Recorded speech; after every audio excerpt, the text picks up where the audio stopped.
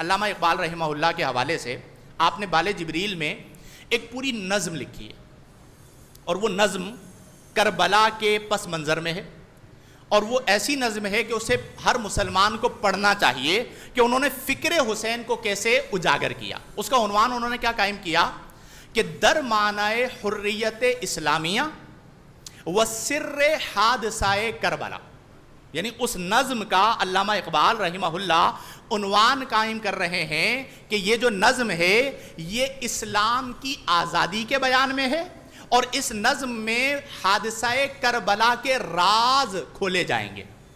ان رازوں کو آپ نے کھولا اور عشق حسین کو بیان کیا۔ اس کے اندر آپ فرماتے ہیں ایک شعر میں، آپ فرماتے ہیں کہ مومن از عشق است۔ دیکھیں جب سامنے ظالم ہے، مثال کے طور پر آپ کے خاندان میں، آپ کے دوستوں میں، آپ کے اطراف و اکناف میں ایک ایسا شخص ہے جس کے بارے میں آپ کو پتا ہے کہ یہ ظالم مزاج ہے، لوگوں کے حقوق تلف کرتا ہے۔ اب عقل کہتی ہے کہ اس کے پاس طاقت ہے، اس سے لڑو مت۔ اس کے پاس کیا ہے؟ طاقت ہے، اس سے لڑو مت، تمہارا تو مسئلہ اس کے ساتھ نہیں ہے، یہ تو کسی اور کے ساتھ ظلم کر رہا ہے۔ لیکن عشق کہتا ہے کہ یہ جس کے ساتھ ظلم کر رہا ہے وہ نبی کریم کا امتی ہے۔ عشق کہتا ہے کہ اس کے ساتھ لڑ جاؤ، بے باک ہو جاؤ، نڈر ہو جاؤ اور ظالم کا مقابلہ کرو، اپنے آپ کو صف حسینی لشکر کے اندر جو ہے وہ شامل کر لو۔ تو علامہ اقبال کہتے ہیں کہ مومن از عشق است و عشق از مومن است۔ فرماتے ہیں کہ مومن عشق سے بنتا ہے۔ کس سے بنتا ہے؟ مومن عشق سے بنتا ہے، اور عشق از مومن است، اور جو عشق ہے وہ مومن سے ہوتا ہے۔ وہ کس سے ہوتا ہے؟ یعنی عشق اگر باقی ہے تو مومن کی وجہ سے باقی ہے، اور مومن اگر مومن بنتا ہے تو وہ کس سے بنتا ہے؟ فرمایا عشق وہ چیز ہے، اسی واقعے کی طرف اشارہ کر کے کہتے ہیں کہ عشق را ناممکن ما ممکن است۔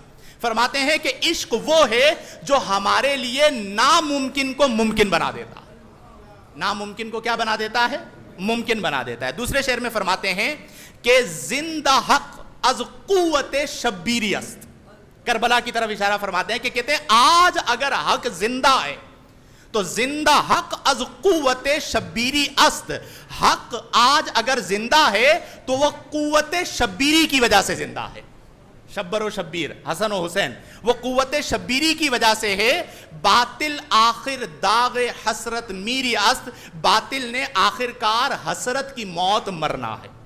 پھر اس کے بعد آپ فرماتے ہیں وہ جو ایک بڑا مشہور شعر آپ نے سنا ہوگا کہ غریب و سادہ و رنگی ہے داستان حرم، نہایت اس کی حسین ابتدا ہے اسماعیل۔ یعنی یہ جو قربانی ہے اس کی ابتدا حضرت اسماعیل سے ہوئی اور انتہا جو ہے وہ حضرت امام حسین پر ہوئی۔ تو علامہ اقبال اشارہ کر کے کہتے ہیں کہ سر ابراہیم و اسماعیل بود، کہتے ہیں کہ حضرت امام علی مقام کی جو قربانی ہے سر ابراہیم و اسماعیل بود، یہ حضرت ابراہیم و اسماعیل علیہ السلام کی قربانی کا راز تھا۔ کس کا راز تھا؟ حضرت ابراہیم و اسماعیل کی قربانی کا راز تھا۔ یعنی اجمال را تفصیل بود، یعنی وہ جو قربانی تھی ابراہیم و اسماعیل کی علیہ السلام وہ اجمال تھے، اور امام علی مقام نے جو قربانی دی ہے یہ اس اجمال کی تفسیر اور تفصیل ہو گئی ہے۔ وہاں پر تو جنتی مینڈھا آ گیا تھا تو حضرت اسماعیل محفوظ رہے تھے، یہاں پر اس کی تفصیل ہو گئی، تفسیر ہو گئی کہ کوئی فدیہ نہیں آیا بلکہ امام علی مقام کی جان اللہ کے حضور پیش ہو گئی اور اللہ نے اسے قبول فرما لیا۔ تو میرے پیارے دوستو، آج اس امر کی ضرورت ہے کہ ہم امام علی مقام کی قربانی کے مقصد کو سمجھیں کہ آپ نے اپنے کنبے کو قربان کیا، اپنے گھر والوں کو قربان کیا، حضرت علی اکبر کو قربان کیا، حضرت علی اصغر 6 مہینے کی عمر ہے۔ آپ سوچئے کہ کس قدر تکلیف دہ منظر تھا کہ جب ان کو تیر پیوست ہوا اور انہوں نے جام شہادت نوش کیا اور امام علی مقام زندہ لے کر گئے تھے، اور شہادت کے بعد علی اصغر رضی اللہ عنہ کو اپنی والدہ کے حوالے کس ہمت کے ساتھ کیا ہو۔ وہ قربانی کیوں پیش کی تھی؟ وہ قربانی اس لیے پیش کی تھی تاکہ قیامت تک کے لیے اسلام باقی رہے، تاکہ قیامت تک کے لیے کوئی باطل کے سامنے اپنے سر کو نہ جھکائے، تاکہ قیامت تک کے لیے کوئی ظلم اور بربریت کے سامنے گھٹنے نہ ٹیکے، بلکہ میری سیرت اس کے لیے بہترین مثال ہو کہ تم نے اپنے آپ کو قربان کر دینا ہے، تمہاری وجہ سے دین کو نقصان. یہ ہے فکر حسین جسے آج ہمیں اپنانے کی ضرورت ہے. اب ہم ذکر حسین تو کرتے ہیں، امام علی مقام تو وہ ہیں کہ شب عاشور 3 دن کے بھوکے پیاسے ہیں، اگلے دن جام شہادت نوش فرمانے جا رہے ہیں، اس کے باوجود شب عاشور امام علی مقام اللہ کے حضور کھڑے ہو کر نماز پڑھ رہے ہیں. اس کے باوجود شب عاشور امام علی مقام اپنی زبان کو اللہ کے ذکر سے تر رکھے ہوئے ہیں، حالت جنگ میں، حالت سفر میں، اہل و عیال کے ساتھ، کنبے کے ساتھ، بھانجوں بھتیجوں کے ساتھ ہیں، کھانا بند ہے، پانی بند ہے، اس کے باوجود صبر کا پہاڑ بنے ہوئے ہیں. تو میں اور آپ تو نارمل حالت میں ہوتے ہیں، اس میں بھی اگر ہم نماز نہ پڑھیں، اس میں بھی اگر ہم اذکار نہ کریں، اس میں بھی ہم فکر حسین کو نہ اپنائیں، تو اس کا مطلب یہ ہوا کہ کہیں نہ کہیں ہم حق تلف کر رہے ہیں اس چیز کا جس چیز کے لیے امام علی مقام نے قربانی پیش فرمائی ہے. تو اس لیے میرے پیارے دوستو، میرے پیارے عزیزو، ہم سب کو چاہیے کہ اپنے اندر وہی جذبہ بیدار کریں. آج بھی باطل طاقتیں یزیدی شکل میں، یزیدی صورت میں، یزیدی افعال کے ساتھ اسلام کو دبانا چاہتی ہیں. تو ہمارے اندر وہ جذبہ اسلام موجود ہو جو جذبہ حضرت امام حسین رضی اللہ عنہ کے ذریعے ہمیں ملا، جو حضرت امام علی مقام. ہم نے اپنی زندگی میں اسلام کے لیے کیا قربانی دی ہے؟ نبی کریم صلی اللہ علیہ وسلم کے خانوادے نے ہر طرح کی قربانی دے کر مثال قائم فرما دی. ہمارے گھر میں کسی کی شہادت عمومی طور پر نہیں ہوئی ہوتی. اہل بیت کا گھرانہ ہے جہاں پر بچوں کی شہادت ہوئی، جہاں پر نوجوانوں کی شہادت ہوئی، جہاں پر فکر ہے کہ پیچھے مستورات موجود ہیں اور صرف حضرت امام زین العابدین جو بیمار ہیں وہ محفوظ رہتے ہیں، اور ان کے ذریعے پھر وہ تمام واقعات، اور حضرت زینب رضی اللہ تعالی عنہا کے ذریعے وہ تمام واقعات ہم تک پہنچتے ہیں.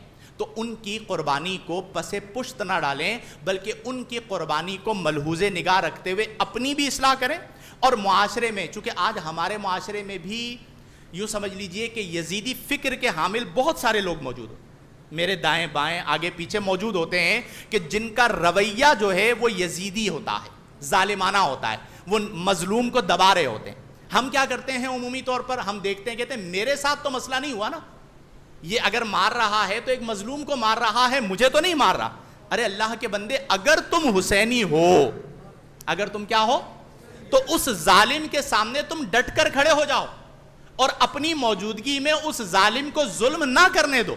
چونکہ حسینی کردار کو اپنایا جائے گا تو ہمارا معاشرہ محفوظ رہے گا. اور اگر ہر بندہ یہ کہے گا کہ میں محفوظ ہوں، دوسرے کے ساتھ ظلم ہو رہا ہے، دوسرے کو مارا جا رہا ہے، دوسرے کے ساتھ ستم ہو رہا ہے، تو یہ یاد رکھ لیجئے کہ پھر ہو سکتا ہے کبھی ایسا وقت آئے کہ آپ کے ساتھ ظلم ہو رہا ہو، کوئی آپ کے ساتھ نہ کھڑا ہو. تو ہم سب کو یزیدی طاقتوں کے سامنے اپنے آپ کو کھڑا رکھنا ہے. کسی کے اثر و رسوخ کی وجہ سے، بالخصوص میں اپنے معزز علماء کرام کو بھی یہ کہتا ہوں کہ آج کئی ایسی طاقتیں ہیں جو چاہتے ہیں کہ علماء کرام ہمارے ہاتھ پہ بیعت کر لیں، بالخصوص سیاست کے حوالے سے. جن کے پاس وہ کہتے ہیں ہمیں وہ مولوی چاہیے کہ جو ہم کہیں مولوی صاحب وہ کریں. ٹھیک ہے جی. جن کے پاس مال و دولت ہے، وہ بھی ایک پورا مافیا ہے، وہ کہتا ہے ہمیں وہ مولوی چاہیے کہ ہم کہیں تو وہ کہے لبیک. تو اگر آپ امام حسین کے نام لیوا ہیں اور ذکر حسین کرتے ہیں تو پھر فکر حسین یہ ہے کہ آپ نے حق بات کرنی ہے، چاہے وہ کسی کے خلاف کیوں نہ ہو. آپ نے یہ نہیں دیکھنا کہ سامنے کون ہے، آپ نے یہ دیکھنا ہے کہ قرآن و سنت کیا کہہ رہا. چونکہ یزید یہی چاہتا تھا نا کہ آپ بیعت کر لیں، امام حسین بیعت کر لیں. جب امام حسین بیعت کر لیں گے تو اس کو پتا تھا کہ میں علل اعلان فسق و فجور کرتا رہوں گا، اور لوگ کہیں گے کہ جب امام حسین نے بیعت کر لی ہے تو ہمیں کیا ضرورت ہے لڑنے کی. تو امام علی مقام نے جان کا نذرانہ پیش کر دیا کہ نہیں، تمہارے لیے یہ راستہ کھلا نہیں چھوڑا جائے گا، چاہے جان ہی کیوں نہ چلی جائے. اسی طرح ہماری زندگی میں بھی اگر کچھ ایسے لوگ ہیں جو مافیاز بن جاتے ہیں، دباتے ہیں اور ظلم کرتے ہیں، تو ان کے خلاف آواز اٹھانا یہ ہے فکر حسین. تو آپ سب یہ ارادہ کرتے ہیں کہ انشاءاللہ ہم فکر حسین کو اپنائیں گے، ذکر حسین بھی کریں گے اور فکر حسین کو بھی اپنائیں گے، اور اپنی فیملی کو، اپنے گھر والوں کو، اپنے بچوں کو اس موقع پر خاص طور پر سیرت امام علی مقام کے بارے میں بتائیں، ان کی قربانیوں کے بارے میں بتائیں، ان کے صبر کے بارے میں بتائیں، ان کی استقامت کے بارے میں بتائیں کہ کس طرح انہوں نے صبر کے ساتھ اللہ کی رضا پر راضی رہتے ہوئے شہادت کو قبول کیا۔